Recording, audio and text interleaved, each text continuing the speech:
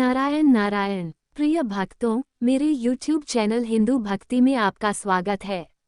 आज मैं आपको गुप्त नवरात्रि के तीसरे दिन मां त्रिपुर सुंदरी की पूजा विधि बताने जा रही हूं, जो इस प्रकार हैं। गुप्त नवरात्रि के तीसरे दिन मां षोडशी त्रिपुर सुंदरी की पूजा करने का नियम है। अगर कोई व्यक्ति सच्चे मन से मां षोडशी त्रिपुर सुंदरी की पूजा करता है तो उसके जीवन की सभी समस्याएं दूर हो जाती है और उसे सुख और समृद्धि की प्राप्ति होती है। इसके अलावा माघ मास में पड़ने वाली गुप्त नवरात्रि के तीसरे दिन मां षोडशी की पूजा करने से मृत्यु के पश्चात मोक्ष की प्राप्ति होती है।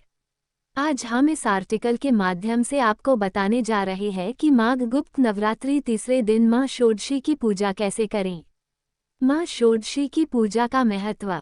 शास्त्रों में मां षोडशी त्रिपुर सुंदरी को महाविद्याओं की तीसरी विद्या बताया गया है।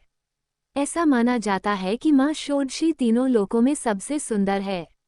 मां षोडशी को त्रिपुर सुंदरी, ललिता और राजेश्वरी भी कहा जाता है। शास्त्रों में मां षोडशी को मां पार्वती का प्रतिनिधित्व करने वाली देवी बताया गया है। इसलिए मां षोडशी को तांत्रिक पार्वती भी कहा जाता है। मां षोडशी 16 वर्ष की कन्या के रूप में दिखाई देती हैं। शास्त्रों में बताया गया है कि मां षोडशी का रंग सुनहरा लाल होता है। मां दुर्गा के समस्त रूपों में से एक रूप जगत प्रसिद्ध देवी त्रिपुर सुंदरी का है। मां षोडशी तीनों लोकों में सबसे सुंदर और सभी कर्मों का बहुत शीघ्र फल प्रदान करने वाली देवी है। मां षोडशी 16 कलाओं से युक्त 16 वर्ष की कन्या की तरह हजारों सूर्य का तेज अपने अंदर समाहित किए हुए है। मां षोडशी की पूजा करने से मनुष्य को सभी प्रकार के ऐश्वर्य एवं भोग की प्राप्ति होती है। मां षोडशी की पूजा के लाभ। मां षोडशी देवी को यौवन और आकर्षण की देवी माना जाता है। मां षोडशी का पूजन करने से आकर्षण व सौंदर्यता प्राप्त होती है।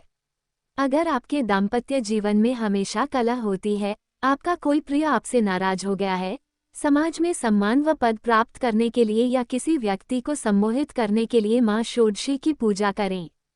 मां षोडशी की उपासना करने से भोग और मोक्ष की प्राप्ति होती है। मां षोडशी का स्वरूप। मां षोडशी की 4 भुजाएं हैं।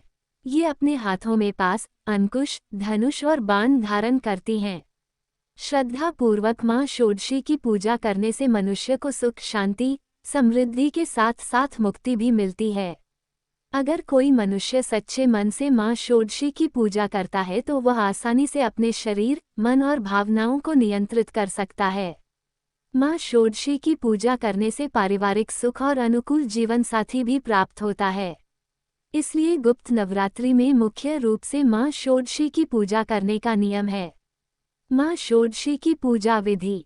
मां षोडशी की पूजा करने के लिए सूर्यास्त से पहले स्नान करने के पश्चात सफेद रंग के वस्त्र धारण करें। अब एक लकड़ी की चौकी पर गंगाजल छिड़ककर उसे शुद्ध कर लें। अब उत्तर दिशा की ओर मुख करके बैठे। अब चौकी पर सफेद रंग का कपड़ा बिछाकर मां षोडशी की तस्वीर की स्थापना करें। अगर आपके पास मां षोडशी की तस्वीर नहीं है तो आप श्री यंत्र की स्थापना भी कर सकते हैं। इसके पश्चात मां षोडशी को कुमकुम लगाएं और उन्हें अक्षत, फल, फूल चढ़ाएं। अब मां षोडशी को दूध से बना प्रसाद या खीर चढ़ाएं। ये सभी चीजें चाहने के पश्चात सच्चे मन से मां षोडशी की विधिवत पूजा करें। अब ओम ह्रीं श्रीं त्रिपुर सुंदरिये नमः मंत्र का 108 जाप करें। अब मां षोडशी की कथा पढ़ें। कथा पढ़ने के बाद मां षोडशी की आरती करें।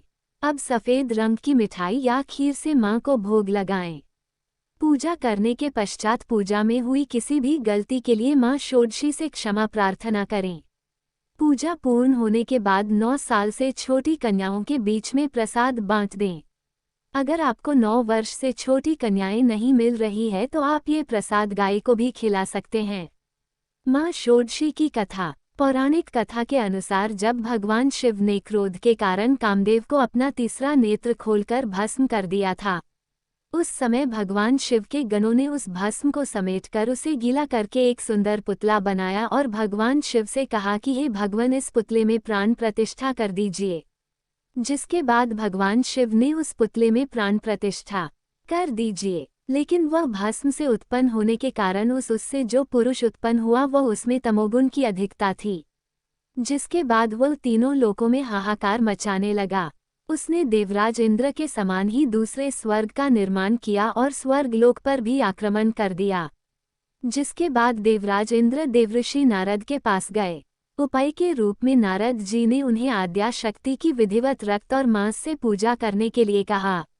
देवराज इंद्र ने ऐसा ही किया, जिसके बाद देवी षोडशी का जन्म हुआ और उन्होंने उस असुर को वध कर दिया और देवताओं को वापस स्वर्गलोक दिला दिया।